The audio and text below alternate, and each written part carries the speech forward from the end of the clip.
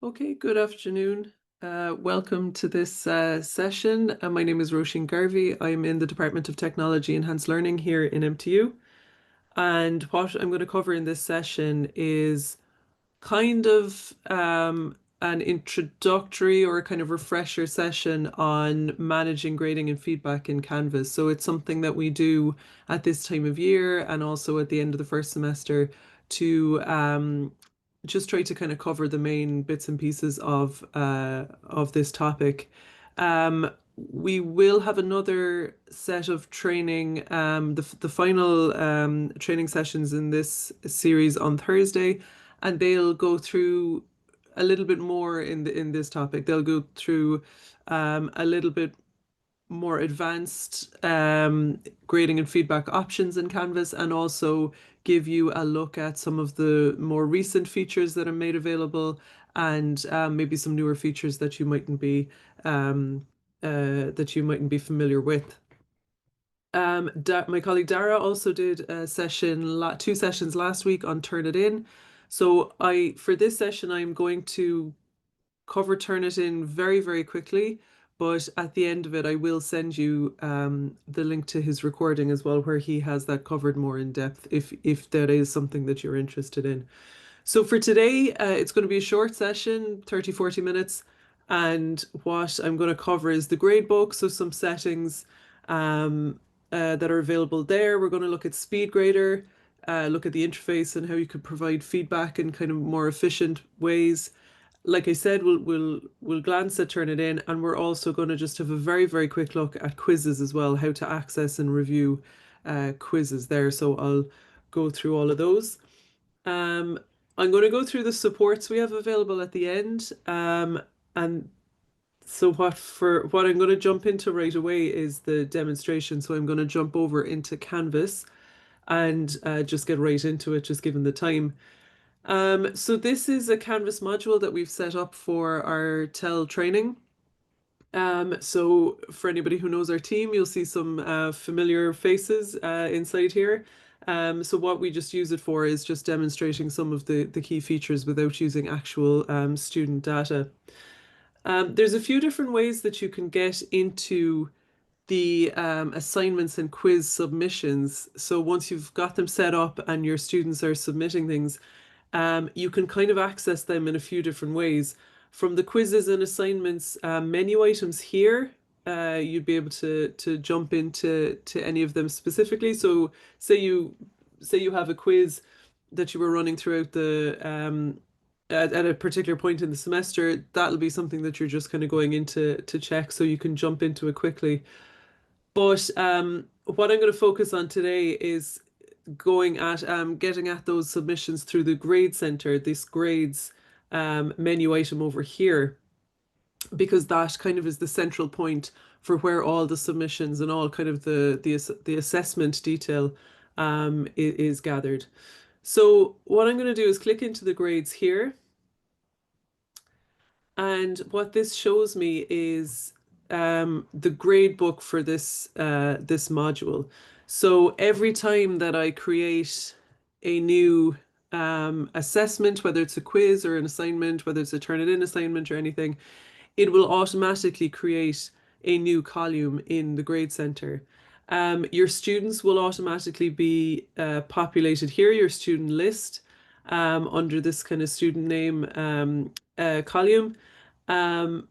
So you don't need to do anything there as well. It's all kind of automatically brought in.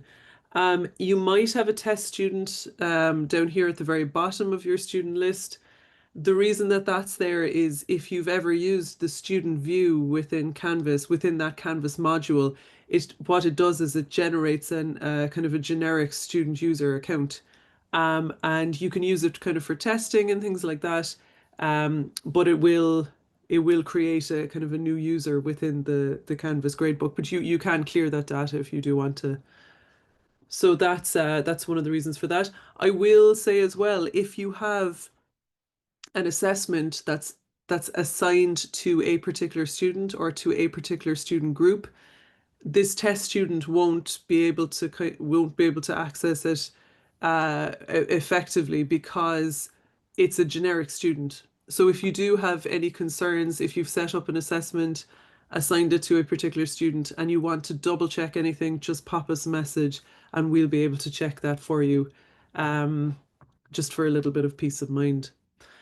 So one of the first things I want to show you in the Grade Center is actually the Grade Center settings. And one of the reasons for this is because there's quite an important setting inside here. So over on the top right, you'll see a kind of a cog icon. And if I click on that, so some feature or some settings pop out here. They slide out. The first one I'm going to show you is actually the one in the middle, the tab in the middle called the grade posting policy. Um, by default, all modules in MTU, all academic modules should be set to manually post grades, but we usually recommend that people check this just in case, um, because what it does is it just gives you more control over when the grades and feedback are actually released to the students. If it was set to automatically post grades, it would do exactly that. One of the reasons that this might come in cause issues is if you have say if you're taking 2 days to correct some assessments, if you were doing one group on say Tuesday and another group on Wednesday, all the Tuesday group would get their results straight away, and you could have your students on say the your students in another group who might be asking where are my results, things like that. It just gives you a little bit of time. Another reason as well is that the grades aren't actually ratified until they go through the module exam boards. So and put up on MyBan.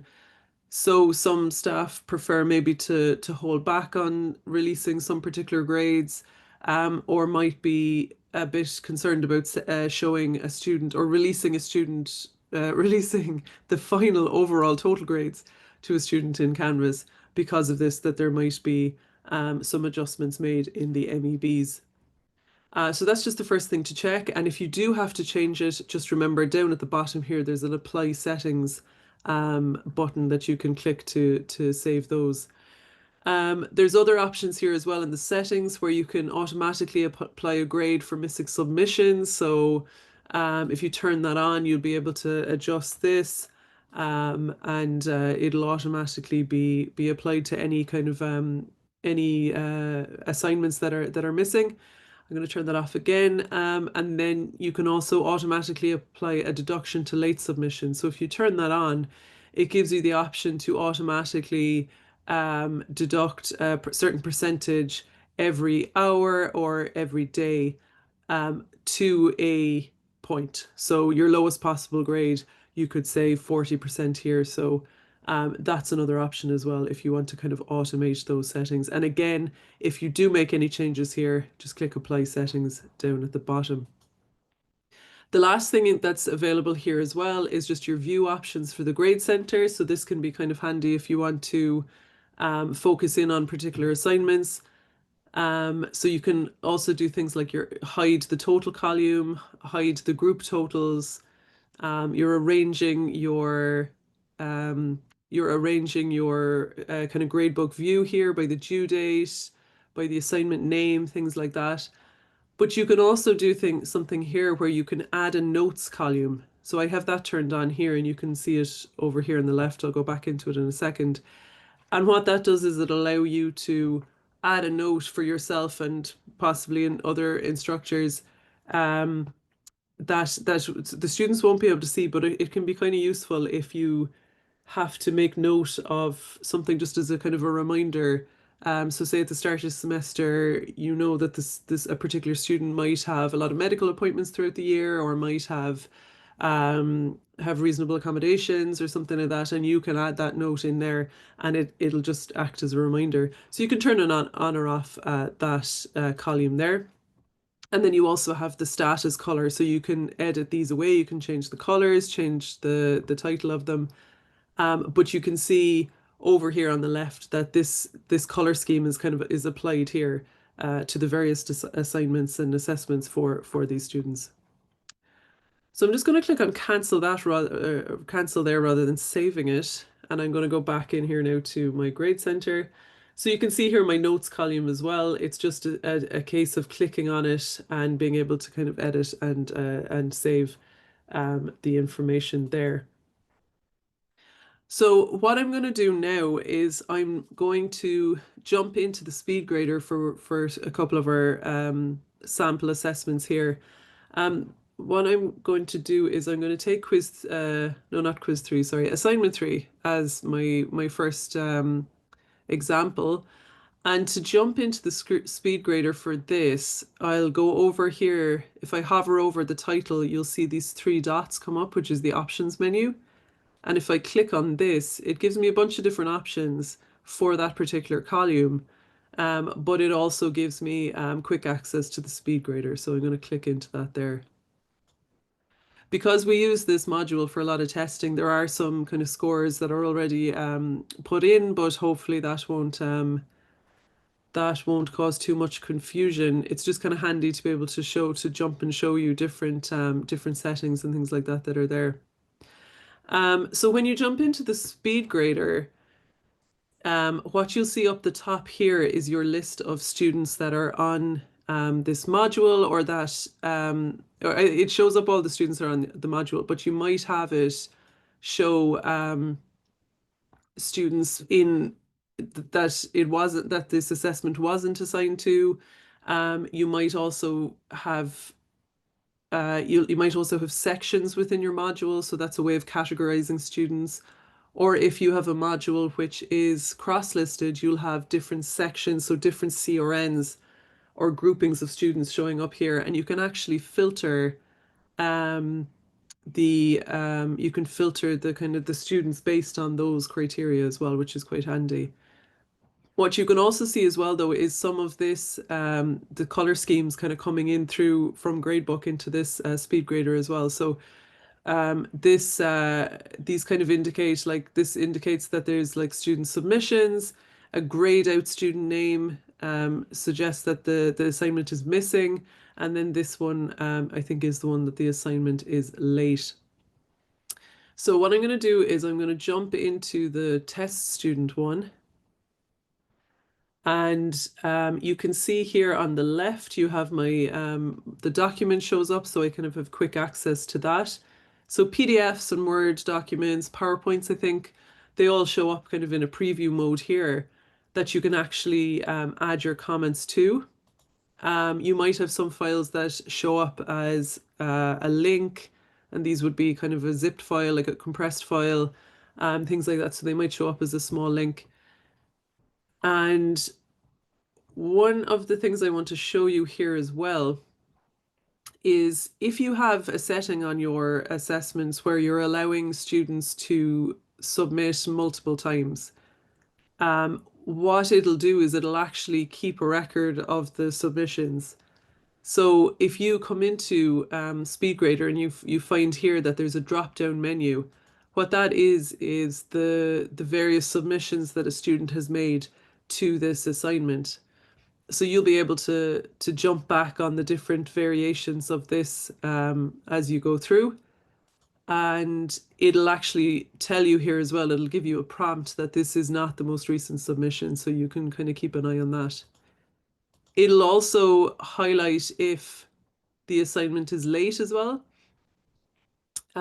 So you'll be able to see quite easily that this is late. The due date was 16th of January at 10 a.m. and it was submitted at 16th of January at 5:24. I know this is a test student now, but it will work much the same way for an actual student on your module. If you have the student though submit something like a doctor's note or anything like that saying, explaining basically why they have a late submission, you can come in here and you can click on this pencil icon up here. And if you click on that, you can actually change the status. So I can say none for this, and it'll kind of update it as well. I'm satisfied that it was late because there was a doctor's appointment or something like that. The other thing as well that my colleague Sarah has pointed out before is that sometimes if students have multiple files that they want to submit for something, they might submit it separately into the same assignment, and Canvas takes this as like a new submission.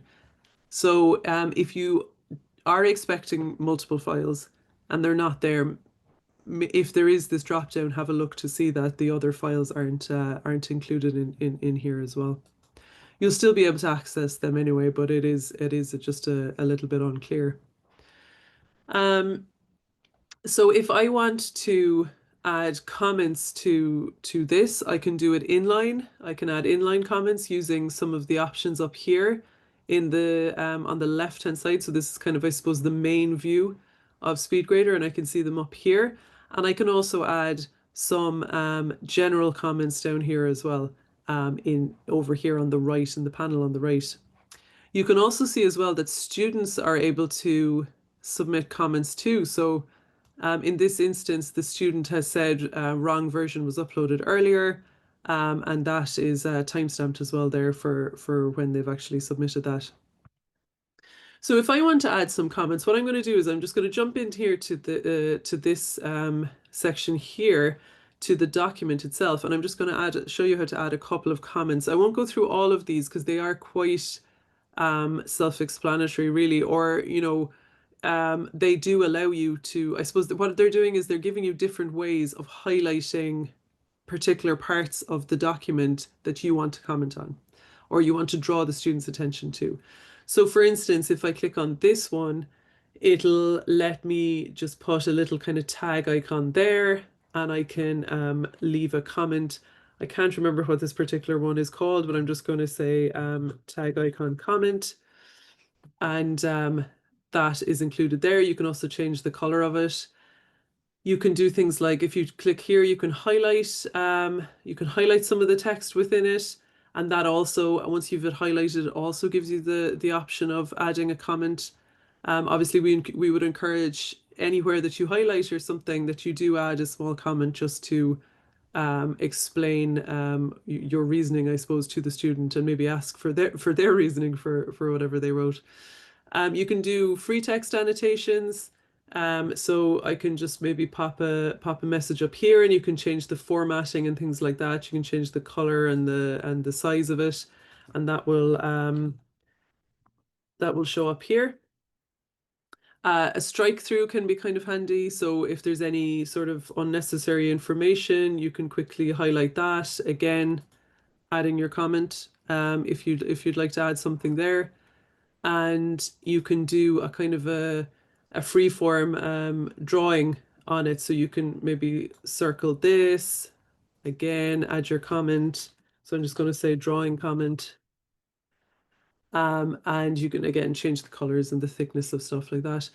And then the final one, I said I wasn't going to go through all of these. I just have. So this is kind of the area annotation. And what that does is lets you just kind of highlight a full area within the assessment. And again, your general or your specific comment for that highlight can be added here as well. So I'll just call it large section comment. So those can be quite handy to draw students' attention to particular areas of their work, which can be, I suppose, done a lot easier and made a lot clearer for the student than just referring to it in the general comments.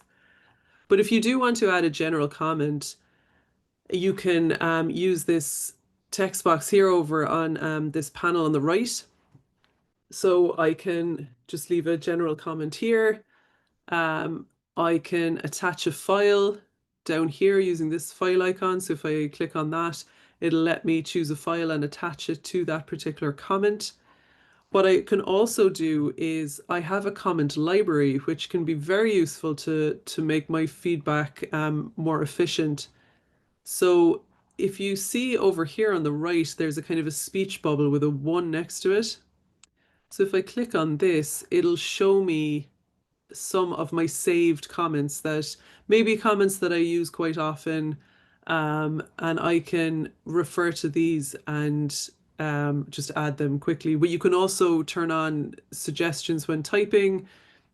It works exactly like predictive text. You start writing the word and it'll just come up with the suggestion and fill it in for you. And then you can also add your own comments to it. So if I just say, if I can even spell, so if I just add that to my comment library, I got an error there earlier as well when I did this. I thought technology was going against me, but it did actually save eventually. So I've added those that there, and I'd have my list of comments here that I can grab from. So if I click back, this should work now. If I start to type, oh, it's definitely going against me today. So it should work where it comes up with the suggestion, and then you just kind of click to add it there. But what I can do is I can always jump across here to my comments, click that, and it'll add in there. Okay, it was very slow there. So if you have some kind of general comments and things like that, you can add them there. The other thing you can do as well is you can add, you can do speech recognition, so speech to text, which can really speed up a lot of the work. I'm just before I jump into that, what I'm going to do is I'm going to click on submit there, and I'm just going to show you. It's basically how I can add a couple of comments in a few different ways. So I'm going to try the speech to text one now. And if I click on this icon here, what it'll do is if when I press the record button, it's going to listen to what I have to say, and then it'll record all of this in text so I can easily add feedback for my students. So what you can do then afterwards is you can make small edits to it if you like. That didn't take, and click on submit, and that'll save that. So that can be quite a useful way. The other way you can do it is to record video or audio feedback for your students. So clicking this kind of video icon here, that'll pop up this window where you'll have your camera, you can check your devices. So I'm using my camera and my microphone. You can do a kind of a screen capture as well, if you'd like. The other thing as well is you might be asked to accept permissions. This came up earlier when I was doing this session earlier. So I had to accept permissions for the speech recognition and also for this. So if I start recording, it'll give me a little countdown, and I can give my comment. Well done, great article. I do think there's some unnecessary options there, but that's fine. You can pause it, and then when you're ready, click finish. It'll allow you to do the preview if you'd like, and if you want to start over, just click this button. But if you're happy with it, you can give it a title and save it. So I'm just going to save it there like that. And that just gets attached as well for the students. So there's a few different ways there that you can add your feedback for your student. So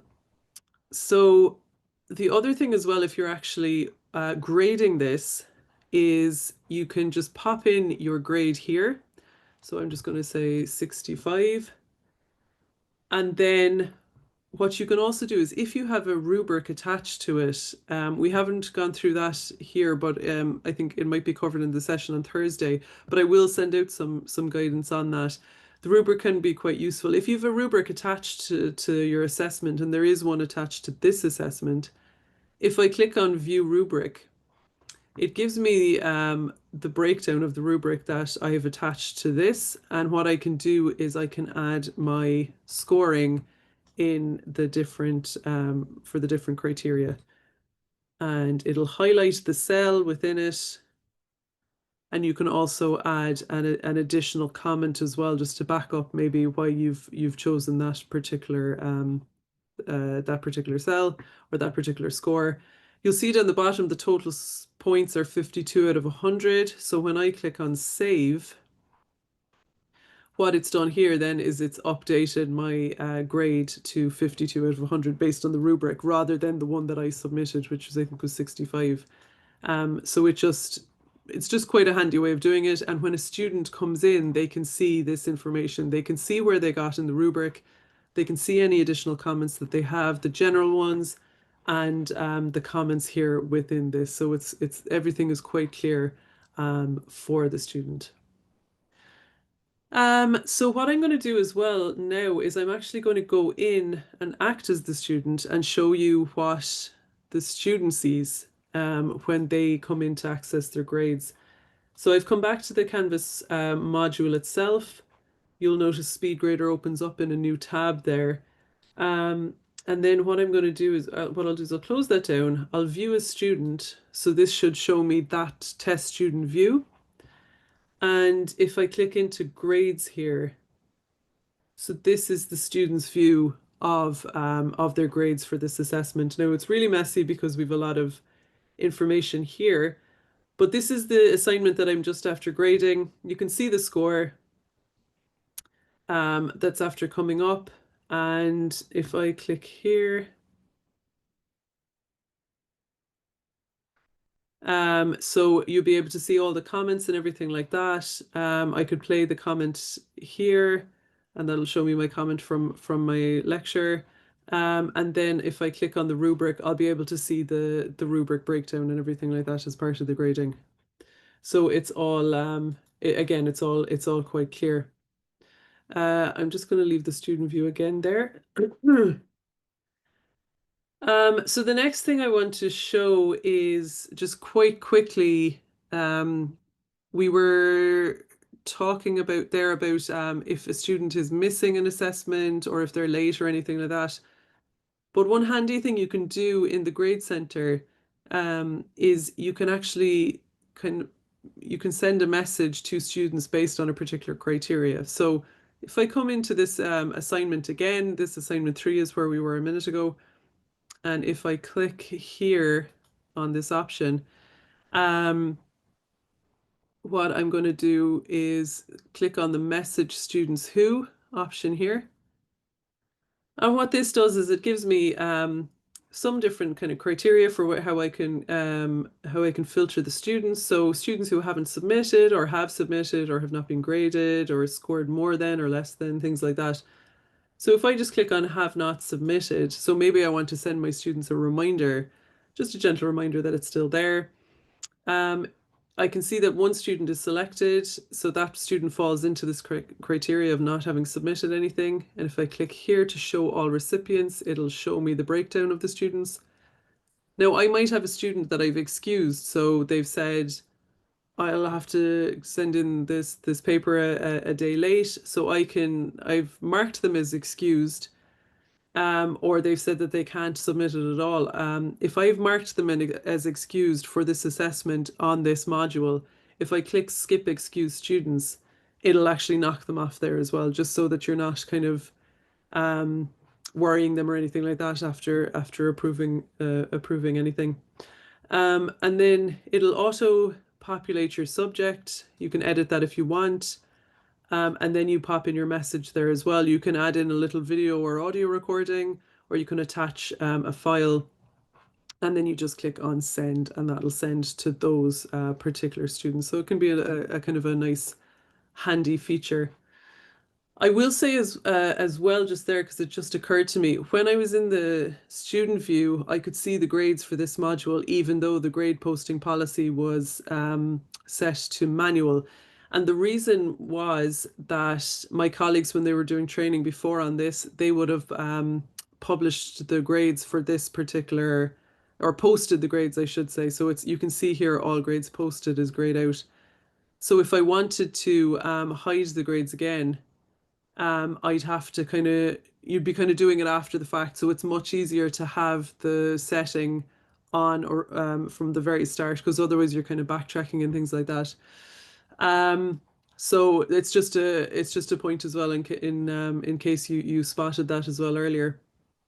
So over here, for instance, on this column, there's an eye icon with a slash through it. So that means that these the grades for this particular assignment are hidden. So just to be aware of that. If you want to export your grades, so as many of you will know that you have to export your grades or add your grades basically to MyBan as well. So what you can do is you can still add all your grades and your feedback and everything like that within Canvas. and then you can export them all as a CSV file or an Excel file for as a record, which you can then use to kind of populate MyBan. And to do this, you click up here on the export button. There's a little drop-down menu here. It gives you the option to export the current gradebook view, which would be kind of the filtered view. Sometimes you might forget you have a filter on it. So we usually recommend to export the entire gradebook, and that will just get all the information, all the data out for your own records. So the last two things I just want to go through quite quickly, we're not too bad with time, is I'm going to go into show you just how you would have a look at the Turnitin assignment submissions and how you would look at the quiz submissions as well. So for the Turnitin assignment ones, I'm just going to double check which one I would be using. I think it was actually in assignment 3 as well. So if I go into my assignment 3 here,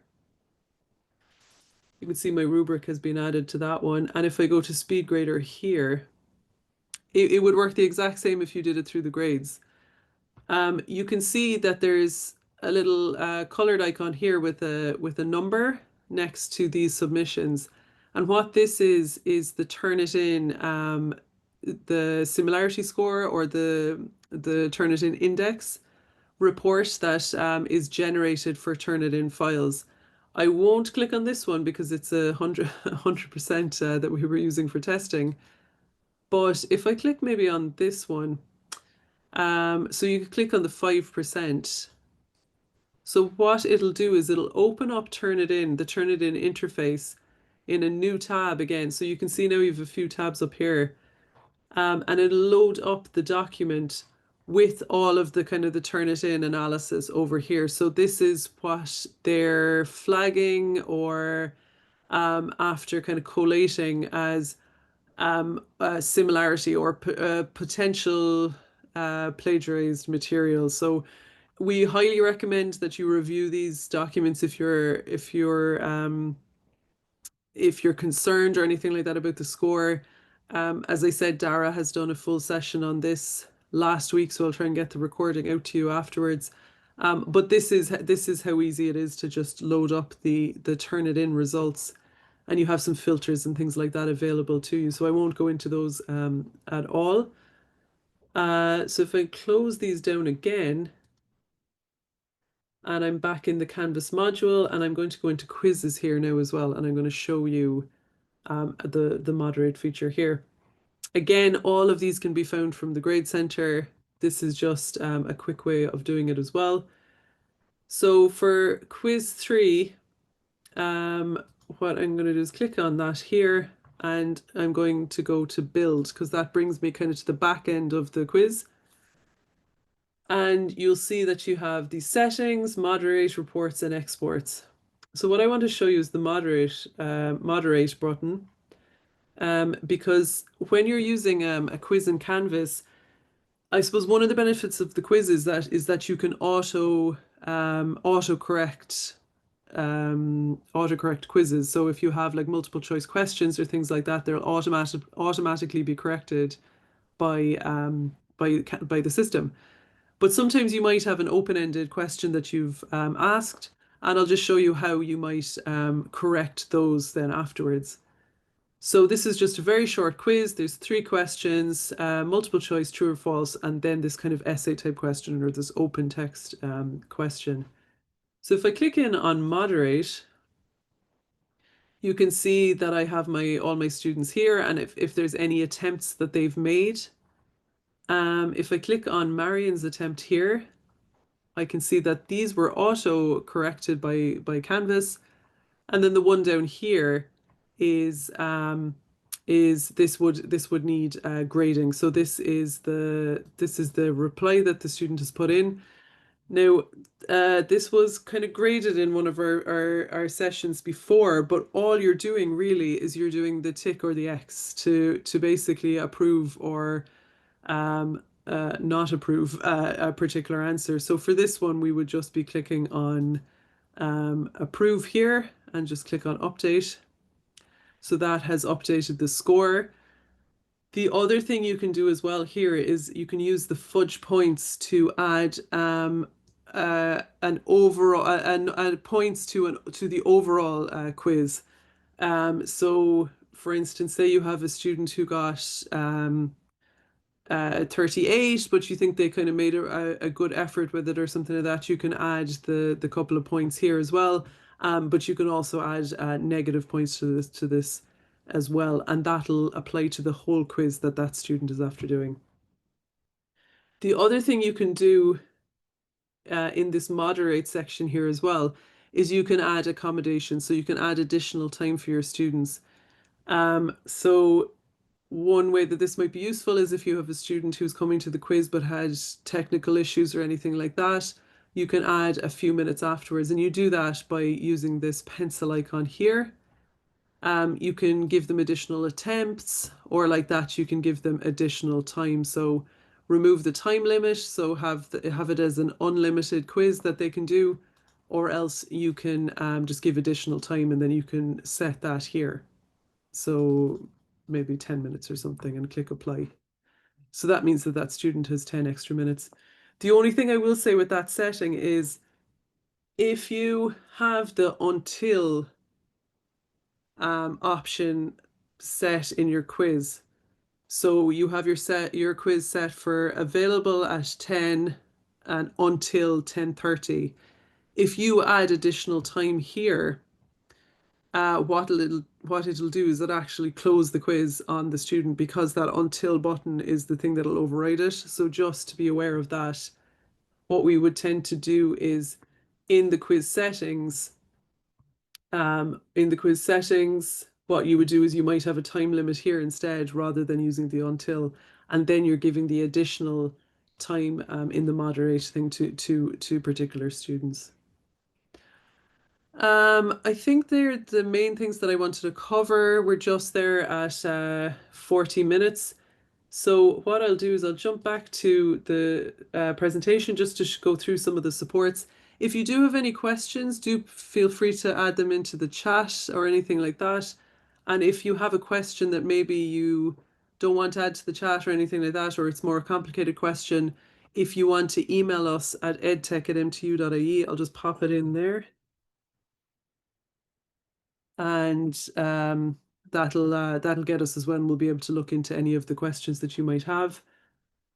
We also have 24/7 support through Canvas Tier 1. So that is, you can use web chat, you can use create a ticket, you can call them by phone. We recommend the web chat. It's be quite a quick way of getting the answer to your question. You can also get local support here through Service Desk, which is run by IT Services or ourselves at edtech@mtu.ie. So that's the TEL department. We have oversight of both though, so don't worry if you send your ticket to the quote unquote wrong place. We'll be able to get you sorted with that. So generally the kind of service desk or the TEL supports would be for kind of quite local issues or local queries. But we're more than happy to help anyway there. The other thing we have is we've got our TEL website, which has a lot of resources, including guides for students and staff. And then we also have our YouTube channel. So what I'll do is I'll send out the slide deck with the recording, and you'll have access to all of that. We also have at the end of this here just some tips for kind of setting up your assessments as well, a bit of a checklist as well for you before you kind of release your assessments for your students. So that's it. If you've any questions, as I said, do feel free to ask them now. I'll just wait for a small bit there. Otherwise, thanks so much for taking the time to attend today. And we're as I said, we're available at edtech@mtu.ie.